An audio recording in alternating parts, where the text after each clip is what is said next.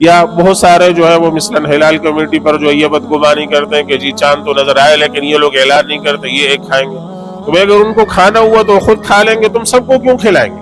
تمہارا گناہ وہ اپنے سر کیوں لیں گے؟ کیوں سب کو جو ہے وہ روزہ ان کا افطار کرا کے وہ اپنے دوسروں کا گناہ کیوں اپنے سر لیں گے؟ تو اس لیے ایک تو یہ بدگمانی کرنے کہ جی وہ نہیں رکھتے یا وہ جو ہے سب کو کھلا دیتے ہیں، یہ غلط ہے۔ پھر یہ کہ وہ اگر وہ رکھ رہے ہیں باقی تو یہ بھی رکھ لیں گے، اگر نہیں رکھ رہے ہیں تو ظاہر ہے کہ کس کو پتہ چلے گا؟